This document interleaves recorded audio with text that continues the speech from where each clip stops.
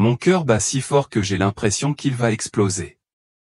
Je m'appelle Sophie Marie Carter, j'ai tout juste 15 ans, et mon monde est sur le point de basculer. Une minute, je suis dans notre salon confortable de Flagstaff, les montagnes Red Rock apparaissant à travers la fenêtre, et la minute suivante, je suis à bout de souffle, me tenant la poitrine, criant après maman. La douleur est infernale, et je n'arrive pas à penser autre chose, je suis trop jeune pour mourir. Mais ce que je vois ensuite, Jésus lui-même me révélant une vérité qui va bouleverser le monde, change tout.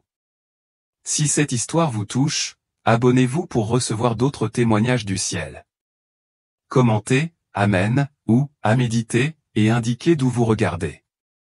N'hésitez pas à partager vos propres difficultés ou vos moments surnaturels. Plongeons-nous dans le sujet. Je suis affalé sur le canapé, feuilletant les pages de mon téléphone, tandis que le ciel de l'Arizona vire au violet. Maman est dans la cuisine en train de fredonner un vieux refrain country, tandis qu'Ethan, mon petit frère, construit un fort en Lego par terre. Notre maison est petite. Rien d'extraordinaire, mais c'est comme chez soi, niché sous ce ciel étoilé qui fait la renommée de Flagstaff. Je suis un lycéen comme les autres. Vous savez, j'aime dessiner, écouter de la musique et rêver de quitter cette ville un jour. Mais il y a une douleur en moi, dont je ne parle pas beaucoup. Papa est parti quand j'avais 8 ans. Il est parti sans un mot. Grand-mère Elena, mon rock, est morte d'un cancer il y a 2 ans. Parfois, je reste éveillé, craignant d'être oublié. Comme si je n'avais aucune importance. Ce soir d'octobre, tout semble bizarre. Je fais défiler les pages, mais ma poitrine se serre, comme si on la serrait. J'essaie de l'ignorer, mais une douleur fulgurante me transperce. Je crie, maman, et c'est comme si le monde ralentissait. Les yeux écarquillés d'Ethan se fixent sur moi. Maman accourt, le visage pâle. Je suis tombé au sol, et ce n'était que ténèbres. Pas de bruit, pas de lumière, juste ce vide pesant. Je suis terrifié et je me demande, c'est fini? Suis-je parti? Je pense à papa, à grand-mère, à toutes les fois où je me suis demandé si quelqu'un se soucierait de ma disparition. Mais ensuite, il y a cette faible lueur, comme une étoile lointaine. Elle est chaleureuse et m'attire. Et je me sens en apesanteur, comme si je flottais. Ma douleur a disparu. Complètement disparu. Et je n'ai plus peur. C'est bizarre, comme si j'étais moi mais pas moi, tu sais? Puis j'entends une voix, celle de grand-père James, décédé quand j'avais 6 ans. Sa voix est douce, familière, comme s'il était là. Sophie, tu n'es pas censée être là pour l'instant, mais une vérité t'attend. Mon cœur fait un bond, non pas à cause de la douleur, mais à cause de ce mélange fou d'émerveillement et de curiosité. De quoi parle-t-il? De quelle vérité? Je suis maintenant dans cette brume blanche et éclatante. Et je n'ai jamais rien vu de tel. Ce n'est pas que de la lumière. C'est vivant, mouvant, m'enveloppant comme une étreinte. Je ne vois pas encore grand-père, mais sa voix est si claire, me guidant vers l'avant. Je me demande, suis-je mort? Est-ce le paradis? Mais c'est plus que ça. Il y a cette attraction, comme si j'étais appelé par quelque chose d'énorme, quelque chose pour lequel j'étais destiné. Et puis, dans la brume, je le vois, un pont doré. Sa lumière pulse comme si elle m'avertissait de ce qui va arriver. Je ne le sais pas encore, mais je suis sur le point de rencontrer Jésus, et il va me révéler un secret qui pourrait changer le monde, un leader aux yeux rouges, cachant le mal pur. Je suis encore sous le choc de cette douleur aveuglante, celle qui vous fait croire que vous êtes fini. Une seconde, je suis sur le sol du salon, la voix de maman s'estompe tandis qu'elle crie mon nom, et la seconde suivante, c'est juste noir. Rien. Comme si le monde avait été débranché. Je m'appelle Sophie Marie Carter et j'ai seulement 15 ans. Mais cette nuit d'octobre à Flagstaff, en Arizona, toute ma vie ou tout ce que je pensais savoir a été bouleversé. Cette douleur brûlante dans ma poitrine n'était pas un simple phénomène aléatoire. C'était une porte vers quelque chose de plus grand. Quelque chose qui vous fera tout remettre en question, comme je l'ai fait avant tout ça. Ma vie était calme. Peut-être trop calme. Flagstaff est une petite ville, avec ses montagnes de roches rouges et son ciel étoilé. Le genre d'endroit où rien de grand ne se passe. Moi, maman et Ethan, mon frère de 10 ans, nous vivons dans cette petite maison qui sent le pain et le vieux café. Je suis juste un lycéen qui dessine dans mon carnet, qui écoute de la musique à plein volume dans mes écouteurs, qui essaie de comprendre qui je suis. Mais il y a ce trop en moi, tu sais? Papa m'a abandonné quand j'avais 8 ans. Il n'a même pas laissé de mots.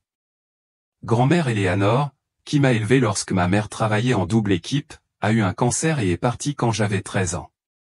La perdre m'a dévasté. Je n'arrête pas de me demander, et si personne ne se souvenait de moi? Et si je disparaissais? Cette nuit-là, je suis sur le canapé en train de faire défiler les pages de mon téléphone, essayant de me débarrasser de ce sentiment de lourdeur. Ethan joue avec ses Legos. Maman coupe des légumes dans la cuisine, et tout est normal. Et puis ça me frappe, une douleur brûlante et intense dans la poitrine. Ce n'est pas comme une crampe ou quoi que ce soit que j'ai ressenti auparavant. C'est comme si mon cœur hurlait. J'essaie de respirer, mais ça empire vite. Je crie après maman, ma voix toute tremblante. Je la vois laisser tomber le couteau, son visage devient blanc.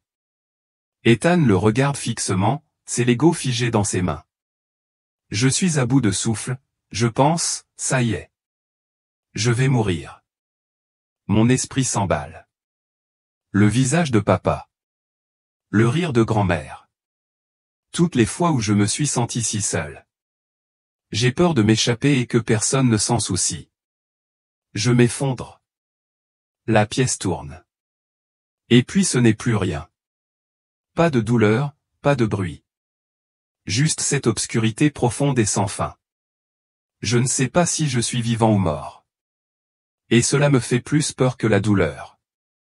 Mes pensées sont toutes confuses. Est-ce ce que ressentait grand-mère? Est-ce cela, mourir? J'ai peur d'être coincé dans ce vide pour toujours. Oublié, comme je l'ai toujours craint. Mais ensuite, il y a cette petite lueur, comme une bougie au loin. C'est chaud, doux, ça m'attire vers lui. Mon corps, si j'en ai encore un, me semble léger, comme si je flottais sur l'eau. La douleur a complètement disparu et je n'ai plus peur. C'est bizarre, comme si j'étais toujours Sophie, mais quelque chose de différent, de plus grand. Puis je l'entends, une voix, basse et familière, qui traverse l'obscurité. Sophie, tu n'es pas censée être là pour le moment. C'est grand-père James, qui est mort quand j'avais 6 ans. Je peux presque voir ses yeux gentils, sa vieille chemise en flanelle. Mon cœur bat la chamade, mais pas à cause de la peur. C'est un mélange sauvage de soulagement et d'émerveillement. Il dit, une vérité attend. Et je suis accro. Quelle vérité? Pourquoi moi? Je suis juste un enfant de Flagstaff. Mais quelque chose me pousse à avancer. Comme si j'étais censé voir quelque chose d'énorme. L'obscurité commence à s'estomper et cette brume rougeoyante s'installe. Vivant et chaleureux, comme s'il respirait. Je suis sur le point de me lancer dans quelque chose que je n'arrive même pas à comprendre. Et il va me révéler un secret sur un leader mondial qui vous fera dresser les cheveux sur la tête. Je flotte dans cette brume blanche éclatante, et cela ne ressemble à rien de ce que j'ai déjà ressenti auparavant. Ce n'est pas seulement de la lumière. C'est chaud, vivant, ça m'enveloppe comme une couverture. Je m'appelle Sophie Marie Carter et j'ai seulement 15 ans. Mais je me suis effondré dans mon salon de Flagstaff, ma poitrine brûlant comme si elle allait exploser. Maintenant je suis ici, où que je sois. Et la voix de grand-père James résonne dans ma tête. Tu n'es pas censée être là, Sophie. Mais une vérité t'attend. Mon cœur bat la chamade, non pas à cause de la douleur, mais à cause de cette sensation folle, comme si j'étais au bord de quelque chose d'énorme. La brume tourbillonne et je ne sais pas si je suis debout ou si je flotte. Il n'y a pas de sol, pas de ciel, juste cette douce lueur infinie. Je n'ai plus peur, ce qui est bizarre parce qu'il y a quelques minutes, j'étais sûr que j'étais en train de mourir. Mon esprit tourne encore en pensant au visage paniqué de maman, aux grands yeux d'Ethan et à cette terrible peur d'être oublié. Papa est parti quand j'avais 8 ans. Et grand-mère Eleanor est partie aussi. Ce trou dans ma poitrine, celui qui n'est pas seulement physique, est toujours là. Mais cet endroit, c'est comme s'il me tenait, me disant que je ne suis pas seul. La voix de grand-père James revient, plus claire maintenant. Marche avec moi, Sophie. Je ne le vois pas, mais je le sens comme s'il était juste à côté de moi. Je commence à bouger, ou peut-être que la brume bouge autour de moi. Je ne peux pas le dire. C'est comme marcher dans un rêve. Tout est doux et flou, mais tellement réel. Mes mains picotent et ma gorge est sèche. Non pas par peur, mais par ce sentiment accablant de quelque chose toujours peut-être. Je me demande, est-ce le paradis? Suis-je mort? Mais cela ne ressemble pas à une fin. Cela ressemble à un début. La brume se dissipe et ce pont doré s'étend devant moi. Ce n'est pas aussi solide qu'un pont ordinaire. C'est fait de lumière, pulsant comme un battement de cœur. À chaque pas que je fais, il bourdonne sous mes pieds comme s'il était vivant, m'avertissant de quelque chose.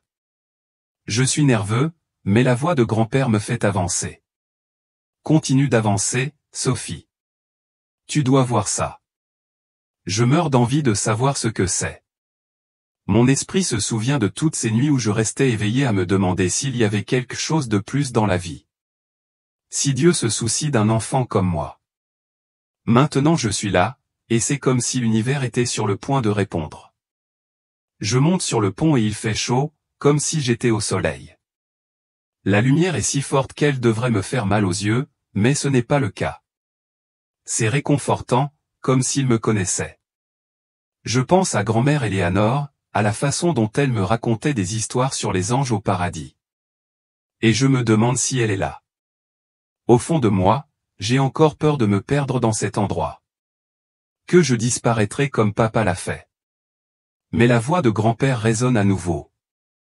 Tu n'es pas perdue, Sophie. Tu es retrouvée. Ma poitrine se serre. Mais ce n'est pas de la douleur. C'est de l'espoir. Peut-être. Ou quelque chose de plus grand. Alors que je traverse le pont, des formes commencent à se former dans la brume. Des visages, des voix, des gens que je connais mais que je ne connais pas. Mon cœur bat la chamade maintenant parce que je commence à réaliser que ce n'est pas juste un rêve. C'est réel, et cela me conduit vers quelque chose ou quelqu'un qui va tout changer. La voix de grand-père devient plus douce, comme s'il me préparait. Sophie, la vérité que tu vas voir n'est pas seulement pour toi. Je suis accro. Tout mon corps vibre de curiosité. Qu'est-ce qui nous attend de l'autre côté de ce pont? Je suis sur le point de le découvrir. Et cela va impliquer Jésus lui-même, me montrant une vision d'un leader qui n'est pas ce qu'il semble être. Un secret si sombre qu'il pourrait ébranler le monde. Je traverse ce pont doré, et c'est comme marcher sur la lumière elle-même, chaude, pulsante, vivante. Je m'appelle Sophie Marie Carter, j'ai 15 ans et je ne suis plus à Flagstaff. Je viens de m'effondrer, ma poitrine hurlant de douleur. Et maintenant, je suis dans cet endroit lumineux de l'au-delà, guidé par la voix de grand-père James. Il n'arrête pas de dire, une vérité attend, et mon estomac se noue, non pas à cause de la peur, mais à cause de cette attente folle. Le pont bourdonne sous mes pieds comme s'il essayait de m'avertir de ce qui va arriver. Je me demande, quel est cet endroit? Quelle est la vérité? Mon cœur est encore lourd à l'idée du départ de papa, de la mort de grand-mère et la néna, de cette peur de disparaître. La brume se dissipe lorsque j'atteins l'autre côté. Et voilà grand-père James debout là, exactement comme dans mes souvenirs, chemise en flanelle, yeux doux, un peu de gris dans les cheveux. Ma gorge se serre et je veux courir vers lui, mais mes pieds sont coincés. Il sourit doucement comme s'il savait ce que je ressens. Tu es en sécurité ici, Sophie, dit-il. Et c'est comme si un poids s'enlevait de mes épaules. Puis, sortant de la brume, d'autres silhouettes apparaissent. C'est mon arrière-grand-mère, que je n'ai vue que sur de vieilles photos, et mon grand-oncle décédé avant ma naissance.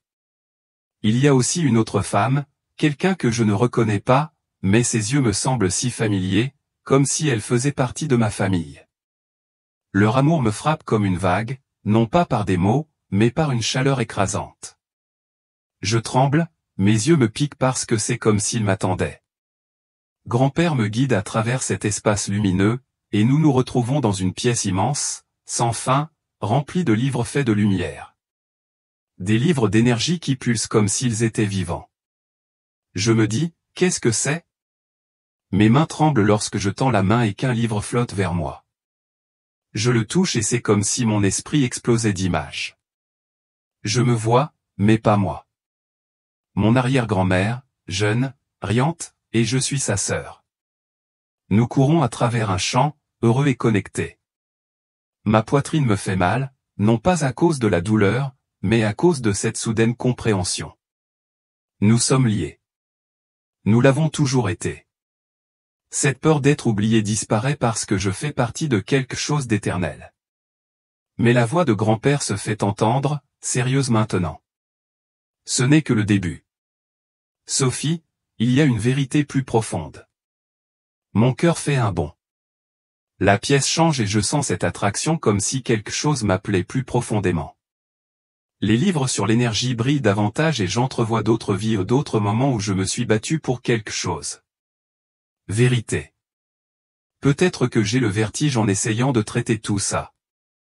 La femme inconnue, celle que je ne connais pas, s'approche. Sa voix est douce mais ferme. Tu as toujours été une lumière, Sophie. Tu auras bientôt besoin de cette force. Je suis confus. J'ai les paumes moites. Parce que ça veut dire quoi? Quelle force? La lumière pulsée du pont clignote dans mon esprit comme un avertissement que je n'avais pas remarqué auparavant. Les yeux de grand-père deviennent intenses.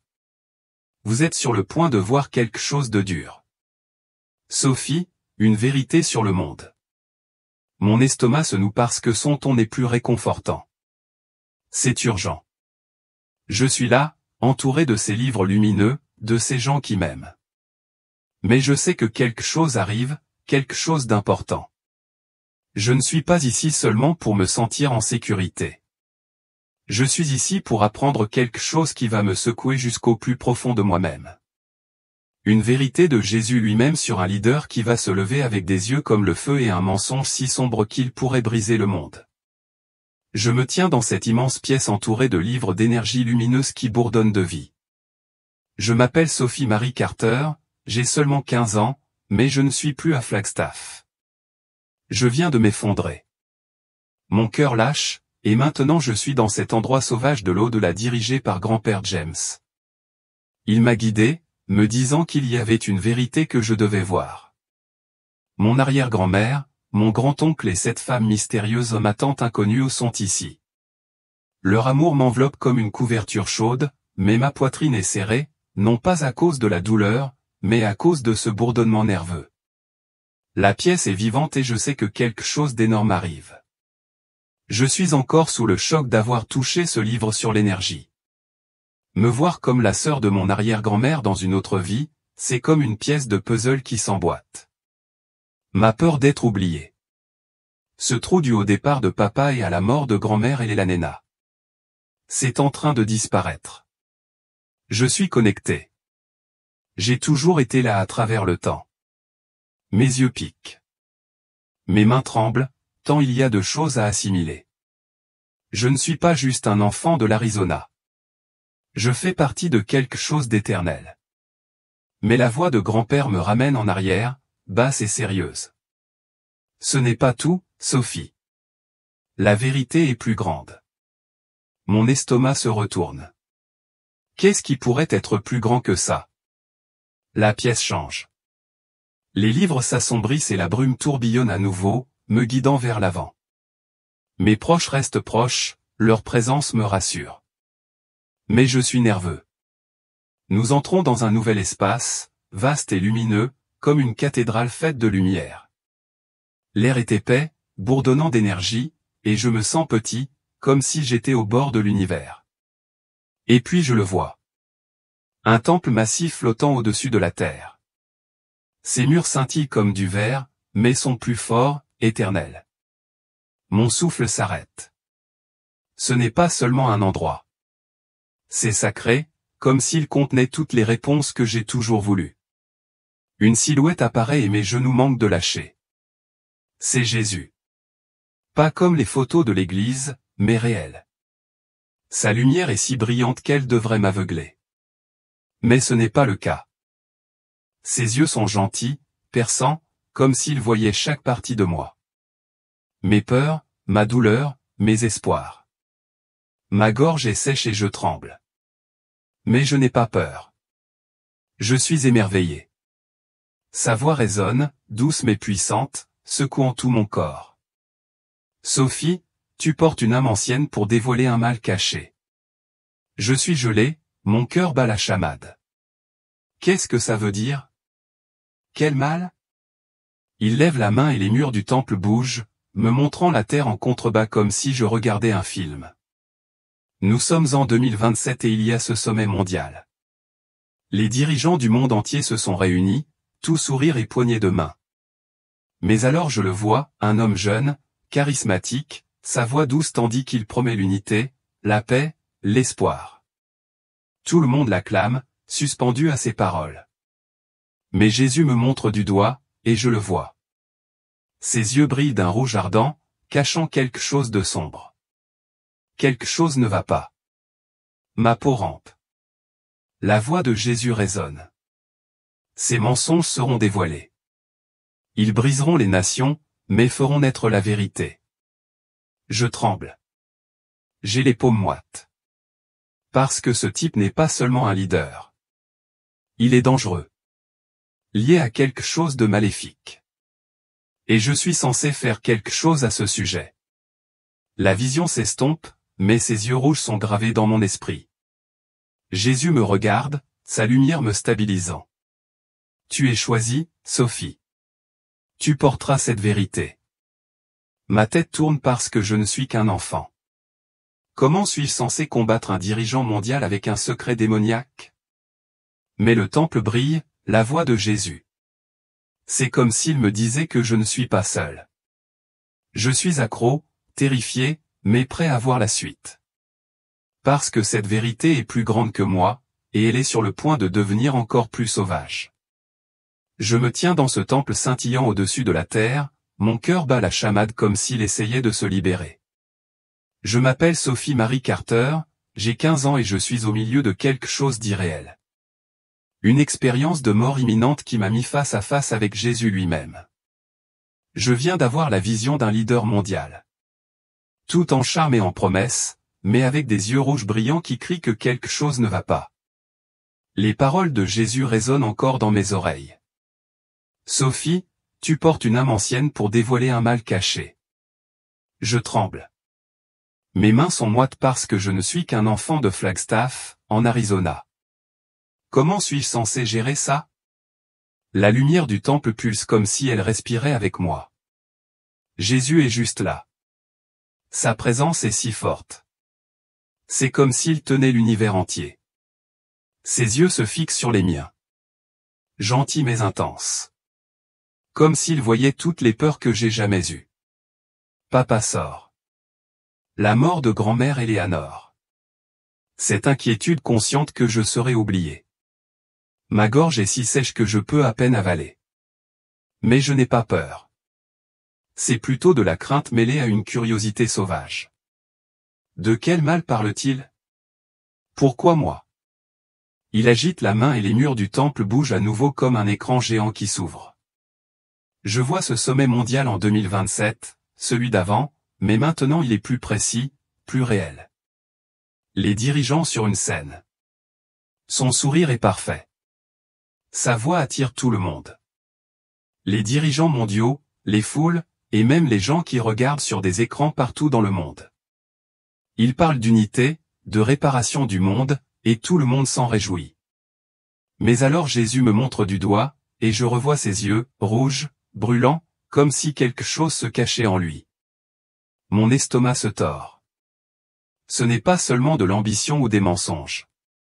C'est plus sombre, comme s'il n'était pas complètement humain. La voix de Jésus résonne, douce mais lourde, comme si elle se gravait dans mon âme. Cet homme s'élèvera, Sophie, enveloppé de charme, mais son cœur serre une force démoniaque. Mon souffle s'arrête. Démoniaque. Je suis juste un lycéen qui dessine et écoute de la musique. Comment est mon combat? La vision s'agrandit et je vois les mains du leader bouger. Subtil, comme s'il tirait des ficelles invisibles.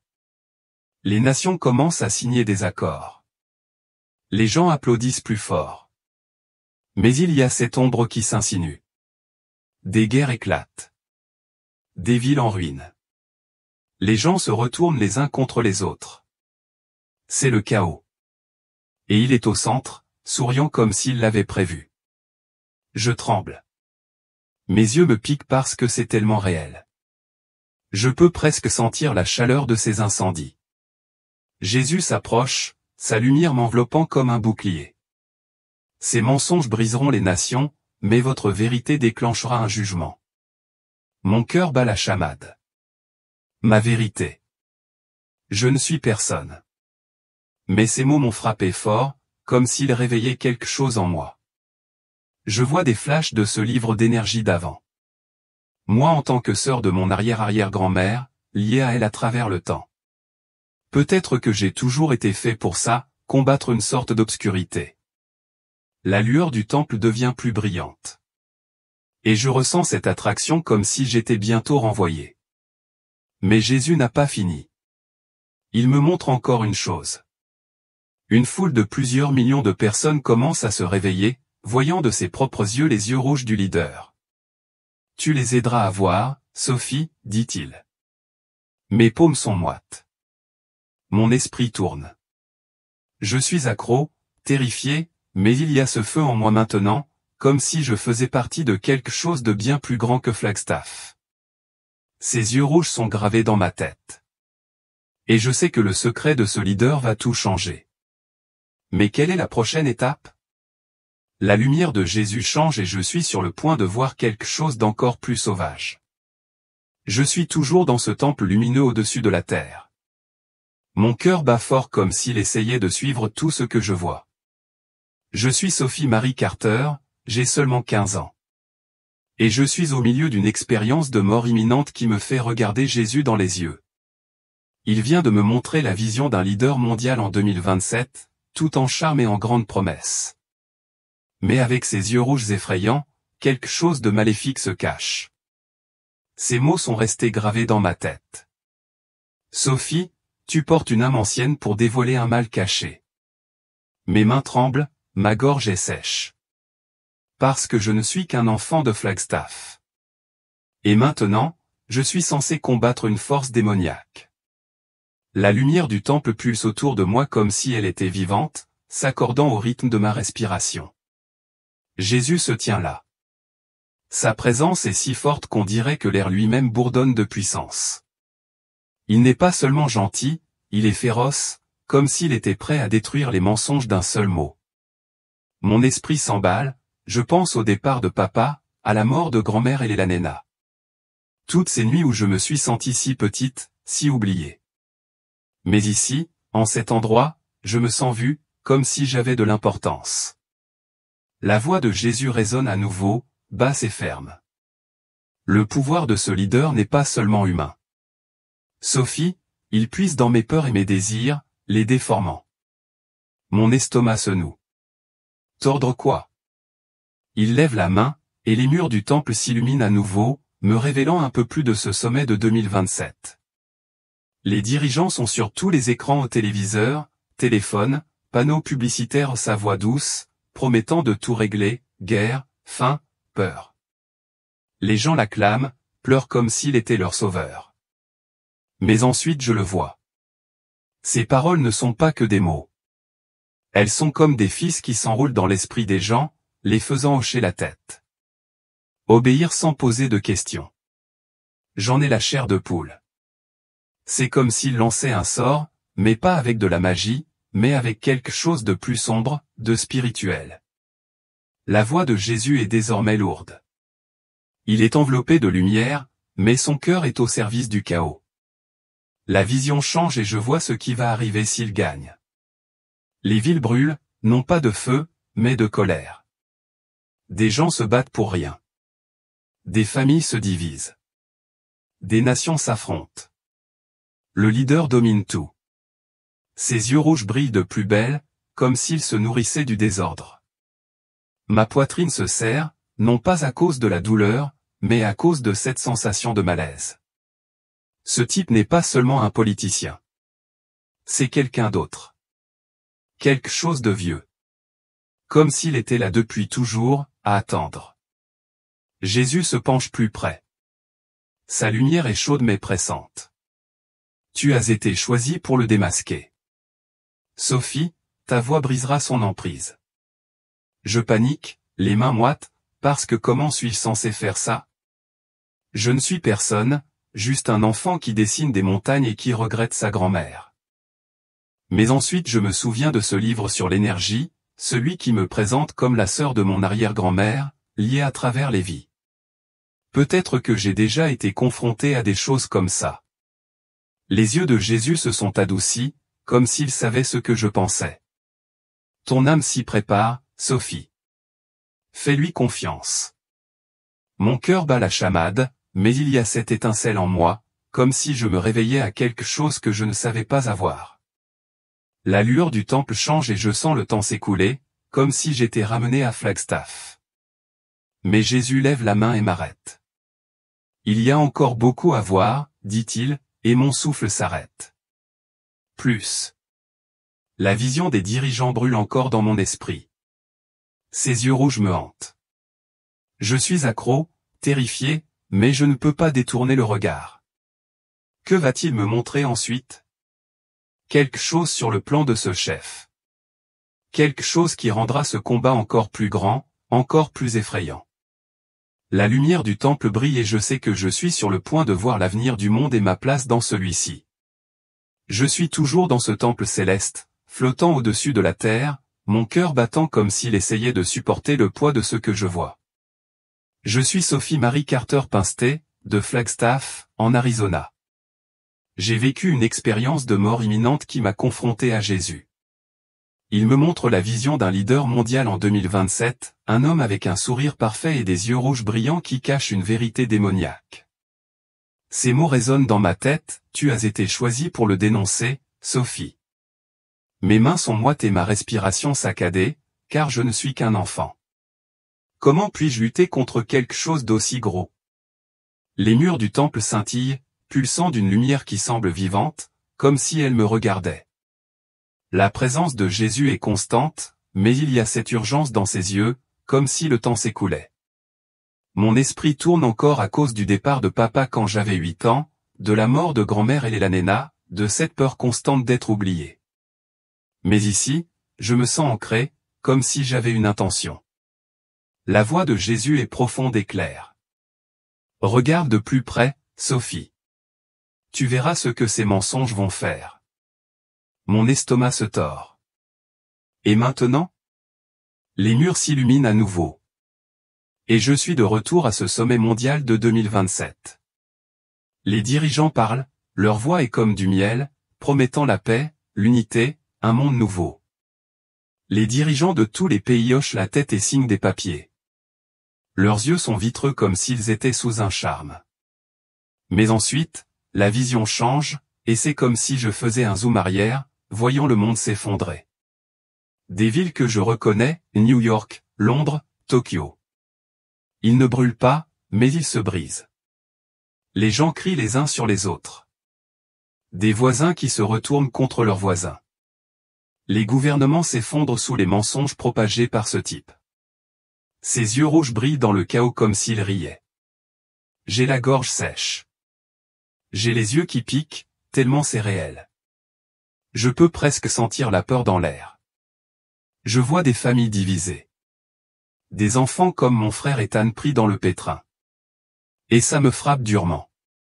Ce n'est pas un problème lointain. C'est personnel. Jésus s'approche. Sa lumière est chaude mais lourde. Son pouvoir grandit dans la division. Sophie. Il se nourrit de la faiblesse de l'humanité. Je tremble parce que je le vois maintenant. Les gens ont abandonné l'espoir, la liberté, la vérité, tout cela parce qu'ils ont cru à ces mensonges. C'est comme s'ils volaient leurs âmes. Je me demande, comment est-ce possible? Jésus répond comme s'il m'entendait. Il déforme les désirs. L'espoir, la sécurité dans les chaînes. Mais la vérité les brisera. La vision me montre plus. Le leader à la tribune, ses paroles se propageant à travers les écrans, les médias sociaux partout. Les gens sont hypnotisés et scandent son nom. Mais certains commencent à se réveiller. Je vois leurs yeux clairement comme s'ils voyaient ces yeux rouges pour ce qu'ils sont. Mon cœur fait un bond. Est-ce mon travail de les aider à voir? La voix de Jésus est désormais ferme. Tu porteras cet avertissement. Sophie, tes paroles déclencheront l'éveil. J'ai les paumes moites parce que je ne suis personne. Juste une fille qui dessine des montagnes et qui regrette sa grand-mère. Mais ce livre d'énergie d'avant, me montrant comme la sœur de mon arrière-grand-mère, me revient à l'esprit. Peut-être que j'ai toujours été destiné à combattre les mensonges. La lumière du temple pulse plus rapidement et je ressens cette attraction comme si j'étais rappelé à mon corps. Mais les yeux de Jésus me retiennent. Il y a plus, dit-il, et mon souffle s'arrête encore plus. Ses yeux rouges me hantent toujours. Et je sais que ce qui va suivre va rendre cette mission encore plus grande. Comme si le monde entier était en jeu. Je suis toujours dans ce temple scintillant au-dessus de la terre. Mon cœur bat la chamade comme s'il essayait de correspondre à la lumière pulsée qui m'entoure. Je suis Sophie Marie Carter Pinstey de Flagstaff, Arizona. Pris dans une expérience de mort imminente qui m'a fait regarder Jésus lui-même. Il vient de me montrer la vision d'un leader mondial en 2027, tout en charme. Mais avec ses yeux rouges effrayants se cache un agenda démoniaque. Ses paroles continuent de résonner. Tu as été choisie pour le dénoncer, Sophie. Mes mains sont moites, ma gorge est serrée, parce que je ne suis qu'un enfant. Et les mensonges de ce type déchirent le monde. Comment suis-je censé arrêter ça? La lueur du temple semble plus lourde maintenant, comme si elle pesait sur moi, m'incitant à écouter. La présence de Jésus est comme un feu, chaude, forte, mais intense, comme s'il ne me laissait pas détourner le regard. Mon esprit était encore embrouillé par l'idée que mon père avait abandonné quand j'avais 8 ans. La mort de grand-mère Éléanore. Cette peur de disparaître dans le néant. Mais ici, j'ai l'impression de faire partie de quelque chose d'immense, de quelque chose d'éternel. La voix de Jésus résonne, calme mais aiguë. Sophie, tu es l'une des rares. Ton âme a été choisie pour cela. Mon estomac se retourne. Choisie pourquoi? Les murs du temple bougent. Et je suis de retour à ce sommet de 2027. Mais c'est différent maintenant. Plus sombre. Le leader debout sur un podium. Autour de lui, les dirigeants mondiaux signent des accords qui semblent briller d'une lumière maladive. Ses yeux rouges scintillent. Et je le vois. Ses paroles ne convainquent pas seulement les gens. Il les lit comme des chaînes invisibles.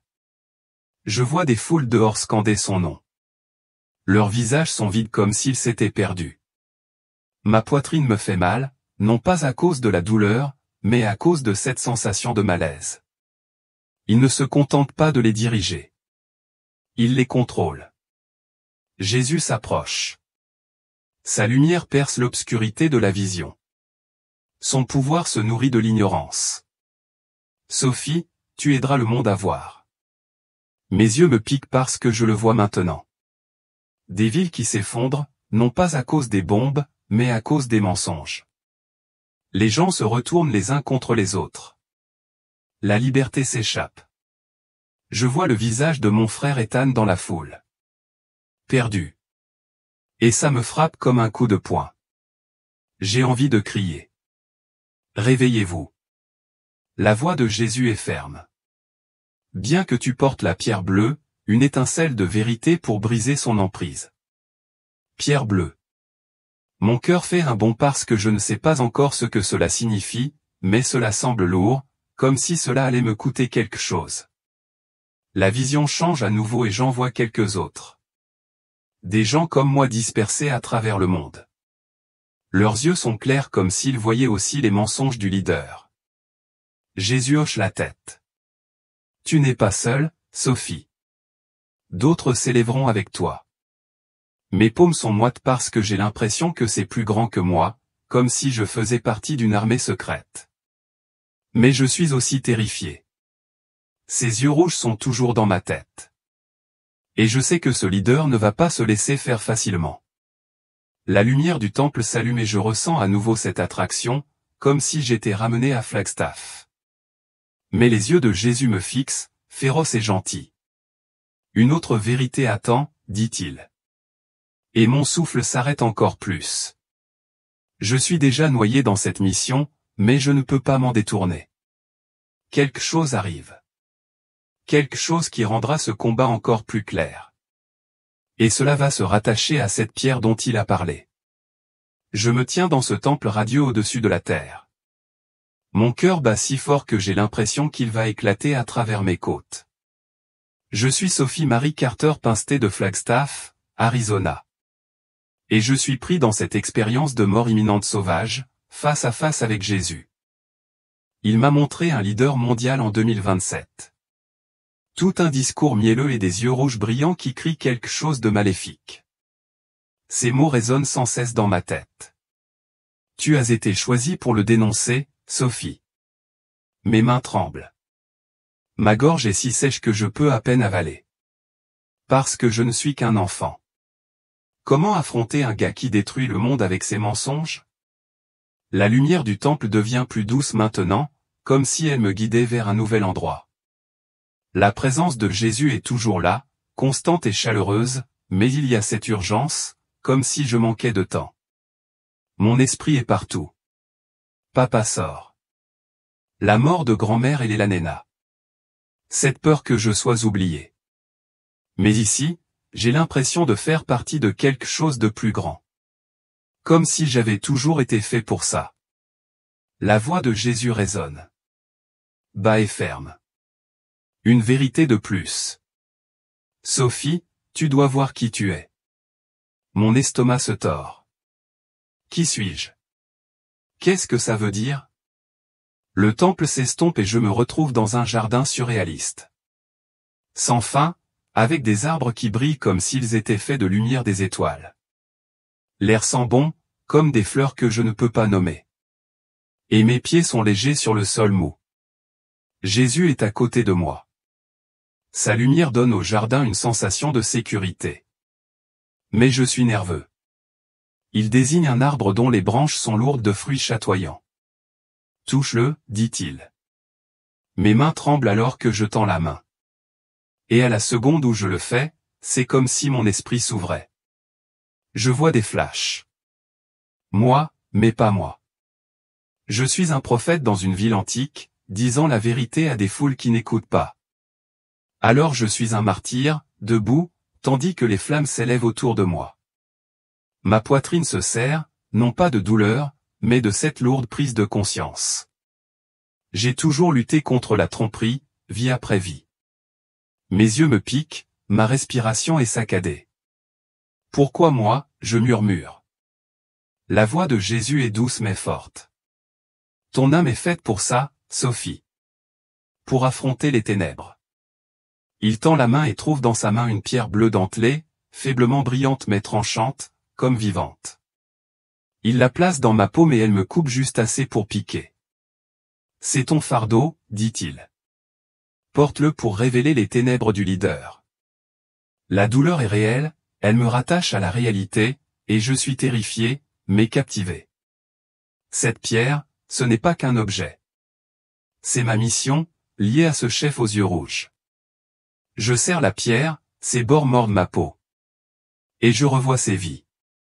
Un prophète, un martyr, toujours en lutte contre le mensonge. C'est comme si je me souvenais de qui je suis. Mais c'est tellement important, j'ai les genoux qui faiblissent parce que ce n'est plus seulement moi qui compte. C'est le monde qui compte.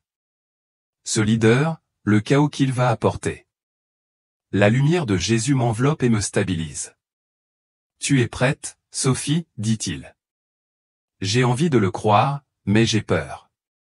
L'éclat du jardin commence à s'estomper, et je ressens à nouveau cette attirance, comme si j'étais ramené à Flagstaff.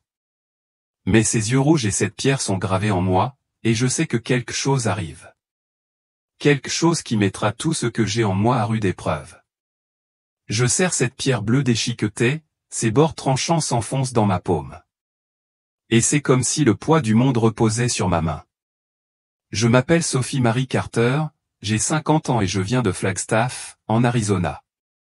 Je suis encore dans cet au-delà surréaliste, sous le choc d'une expérience de mort imminente. Jésus vient de me montrer la vision d'un dirigeant mondial en 2027.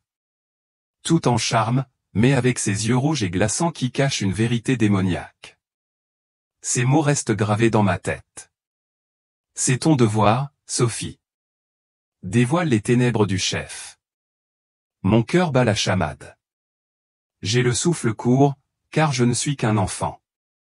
Comment porter un objet aussi gros? Le jardin autour de moi, arbres resplendissants, air doux comme des fleurs, commence à pâlir. Mais la lumière de Jésus me soutient. Mon esprit tourbillonne de ces flashs de vie passée, un prophète criant la vérité, un martyr affrontant les flammes. C'est comme si je luttais contre des mensonges depuis toujours. Mais cette pierre, cette mission, me semble plus lourde que tout. Mes mains tremblent. La coupure causée par la pierre me brûle. Mais ce n'est pas que de la douleur. C'est comme si cela manquerait dans cette vérité. Je pense au départ de papa. À la mort de grand-mère et les Néna. À la peur d'être oublié. Mais ici, je me sens choisi, comme destiné à quelque chose d'immense. Les yeux de Jésus se posent sur les miens. Bienveillant mais féroce, comme s'il ne me laissait pas faire marche arrière. La pierre te guidera, Sophie, dit-il. Sa vérité éclairera le chemin.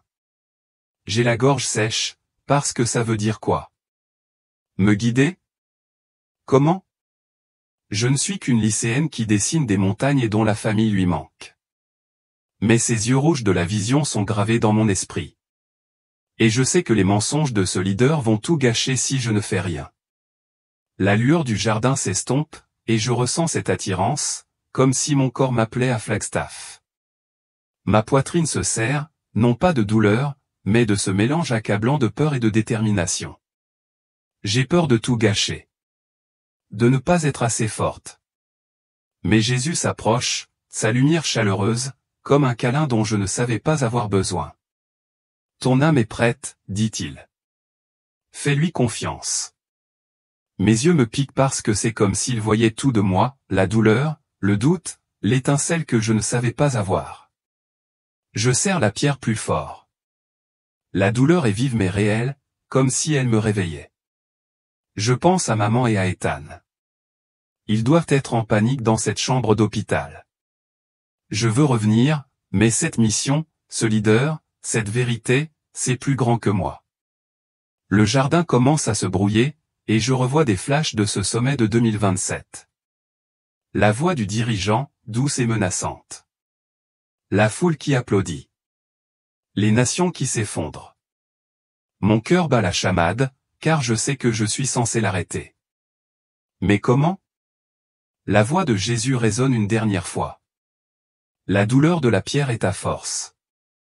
Sophie, tu sauras quand parler. Je suis accro, terrifié. Mais il y a cette flamme en moi maintenant, comme si j'étais prête, même si je ne la ressens pas. L'attraction se fait plus forte, et le jardin disparaît. Je flotte, la pierre toujours dans ma main. Sa lueur est faible mais constante. Ses yeux rouges me hantent. Mais la promesse de Jésus aussi. Je suis sur le point de me réveiller dans mon monde, mais quelque chose me dit que ce n'est pas fini. La pierre m'attend. La mission. Elle m'accompagne, et je vais devoir trouver quoi en faire. Vite. Je me réveille en sursaut, haletant. Les moniteurs de l'hôpital hurlent autour de moi. Je m'appelle Sophie Marie Carter Finson et je viens de Flagstaff, en Arizona. Je reviens tout juste d'ailleurs. Ma poitrine est encore serrée. Non pas à cause de la douleur, mais à cause du poids de ce que j'ai vu, Jésus, un temple céleste, un dirigeant mondial aux yeux rouges et brillants cachant un mensonge démoniaque. Ces mots sont gravés en moi, révéler les ténèbres du leader. Mes mains se crispèrent comme si je tenais encore cette pierre bleue déchiquetée. Mais elle avait disparu. Mon cœur bat la chamade, mes yeux piquent parce que je suis de retour. Mais ces visions sont si réelles qu'elles m'étouffent. Maman est là, en train de sangloter. Ses mains serrent les miennes si fort que ça me fait mal. Ethan est dans un coin, les yeux écarquillés, comme s'il avait peur que je disparaisse encore. Les médecins s'affairent, qualifiant ma guérison après un arrêt cardiaque de miracle. Aucune explication ne m'explique pourquoi je suis en vie. Je tremble, la gorge sèche, j'essaie de tout assimiler, le temple, la voix de Jésus, les yeux effrayants de ce chef. C'est comme si j'avais vécu une toute autre vie pendant ces minutes où j'étais absent. Je repense au départ de papa, à la mort de grand-mère et la néna, à cette peur d'être oublié. Mais maintenant, c'est différent. Je ne suis pas seulement Sophie, la gamine qui dessine des montagnes. J'ai une mission. Je suis allongé dans mon lit d'hôpital, les bips des moniteurs me rapprochant de la réalité. Mais ma tête est toujours dans ma tempe. Ses yeux rouges clignotent sans cesse, la voix douce du chef promettant la paix tandis que le chaos s'installe. Je vois le monde s'effondrer, les villes se fracturer, les gens se retourner les uns contre les autres, tout cela à cause de ces mensonges. Jésus a dit, j'ai été choisi pour le dénoncer. Mais comment? Je ne suis personne. Mes paumes sont moites et je cherche sans cesse cette pierre bleue, ses arêtes vives, son poids. Elle n'est plus là. Mais je jure que je la sens encore piquer, comme si elle faisait partie de moi. La voix de maman me fait reculer. Sophie, tu vas bien. Tu vas bien. Elle n'arrête pas de le répéter, comme si elle cherchait à se convaincre elle-même. Je voudrais tout lui dire Jésus, le chef, la mission mais je ne peux pas dire un mot. C'est trop gros, trop fou. Me croirait-elle seulement? Je pense à ces livres sur l'énergie, à la façon dont j'étais la sœur de mon arrière-grand-mère dans une autre vie. À la façon dont j'ai combattu les mensonges auparavant. C'est comme si cette vérité manquerait. Mais c'est aussi terrifiant. Le monde semble fragile aujourd'hui, comme si chaque gros titre de l'actualité pouvait cacher une partie du plan de ce dirigeant. Je fixe le plafond de l'hôpital, et ça me frappe. Ses yeux rouges. Ce sommet en 2027. Il arrive. Je suis de retour à Flagstaff, mais je ne suis plus le même. Je ne peux pas oublier ce que Jésus m'a montré. Mes mains tremblent tandis que je prends le carnet de croquis que maman m'a apporté. Je commence à dessiner, ses yeux, ce visage, l'éclat de la tempe. C'est comme si j'avais besoin de le sortir pour que cela devienne réel. Les médecins continuent de m'examiner, mais je les écoute à peine. Je pense à la promesse de Jésus, tes paroles susciteront le réveil. Mon estomac se noue. Un réveil. Je ne suis qu'un enfant, mais je sais que quelque chose arrive. Quelque chose qui me forcera à parler, que je sois prêt ou non. Je suis de retour à Flagstaff, assis sur mon lit, le bourdonnement familier de notre maison tranquille autour de moi. Je m'appelle Sophie Marie Carter F. Et ça fait une semaine que je me suis réveillé à l'hôpital. Les moniteurs hurlent après une expérience de mort imminente qui me fait tourner la tête. J'ai vu Jésus, un temple lumineux et un dirigeant mondial aux yeux rouges démoniaques. Ces mensonges sont sur le point de déchirer le monde d'ici 2027. Ces mots sont gravés en moi, révéler les ténèbres du leader. Mes mains tremblent, mon carnet de croquis ouvert, rempli de dessins de ses yeux, de cette pierre bleue déchiquetée. Mon cœur bat la chamade parce que je ne suis qu'un enfant, mais je ne peux pas me défaire de cette mission. Maman est dans la cuisine et fait comme si tout était normal, mais je la surprends en train de me regarder, inquiète. Ethan n'arrête pas de me demander si je vais bien, d'une voix faible, comme s'il avait peur que je m'effondre à nouveau. Je voudrais leur parler de Jésus, du temple, du chef. Mais à chaque fois que j'essaie, ma gorge se noue. C'est trop gros, trop sauvage. Me croirait-il seulement? Ma chambre me paraît plus petite maintenant. Les montagnes de roches rouges devant ma fenêtre sont moins réconfortantes. Le monde est différent. Comme tout reportage, chaque discours d'un homme politique pourrait cacher une partie du plan de ce dirigeant. Je feuillette mes croquis, ceux que j'ai commencés à l'hôpital. Ce visage, ces yeux rouges, il me hante. Je le vois partout. Dans chaque foule à la télévision, chaque voix assurée promettant le changement. Mon estomac se noue parce que Jésus m'a dit de le dénoncer. Mais comment? Je ne suis personne, juste un lycéen à qui grand-mère et l'Anena manquent et qui souffre encore du départ de son père. Mais ces visions, ces livres d'énergie qui me montrent comme un prophète, un martyr lié à mon arrière-grand-mère à travers les vies, me donnent l'impression que j'ai déjà fait ça, que j'ai été fait pour ça. Je n'en ai parlé qu'à quelques personnes, juste à notre petit groupe d'église. Je n'avais pas prévu de le faire. C'est sorti comme ça un soir, d'une voix tremblante, décrivant le temple, la lumière de Jésus, les mensonges du chef. Ils écoutaient les yeux écarquillés, certains pleuraient, d'autres disaient amen comme s'ils le ressentaient aussi. Je ne m'attendais pas à ce que ça se propage, mais ça s'est produit. Quelqu'un m'a enregistré. Et maintenant, les rumeurs circulent, l'histoire de Sophie, la fille qui a vu Jésus. J'ai les mains moites parce que je ne suis pas prêt. Je ne suis pas un prêcheur. Je suis juste moi-même. Mais le monde semble fragile maintenant, comme s'il était au bord de ce que Jésus m'a montré. Des nations s'effondrent, des peuples aveuglés par le charme de ce leader. Je continue à dessiner cette pierre bleue, ses bords coupant ma mémoire comme si elle me poussait à agir. J'ai peur, j'ai la poitrine serrée. Et si je rate tout? Et si je n'étais pas assez forte? Jésus a dit que mes paroles provoqueraient un réveil, mais je ne sais même pas par où commencer.